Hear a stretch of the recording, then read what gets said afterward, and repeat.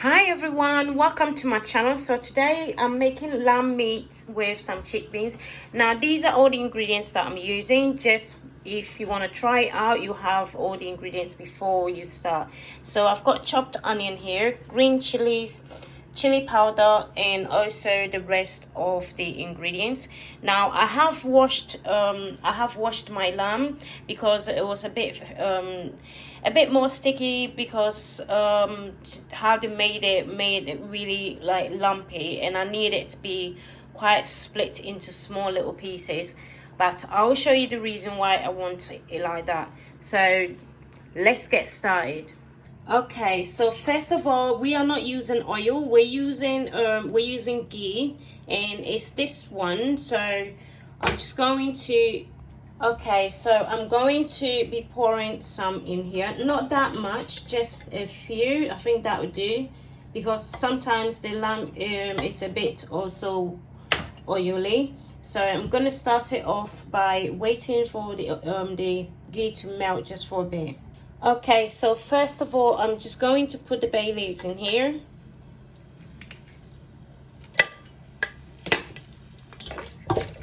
Okay, so the next bit is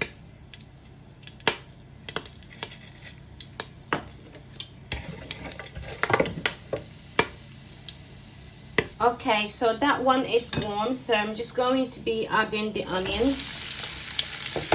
Now my camera might be a little bit bad today because due to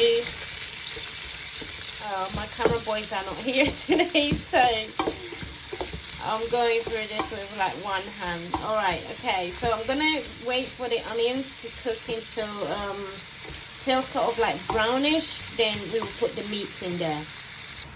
Okay, so the onions is turned like this. So I'm now going to be adding the meat. Now the meat might have.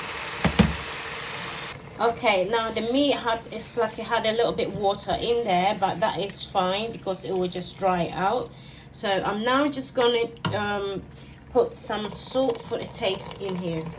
So I have a tablespoon, so I'm just gonna put half of it in here for now, and until it's nearly done, then I can find out if I do still need to put some salt in there.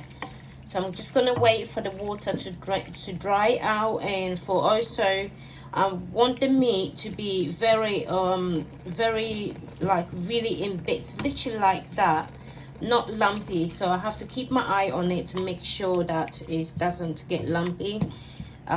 If you leave it, if you don't check it, then it gets like really like big lumps on there. I'll see you guys in a bit. Okay, so now this is how it's turning up. So I'm just going to keep like really good eye on it so it doesn't get lumpy at all. As you can see, some of it is getting lumpy, so I'm gonna wait for all the water to dry out, and by then it should be fine. And also the onions should be like really soft in there. Right, see you guys.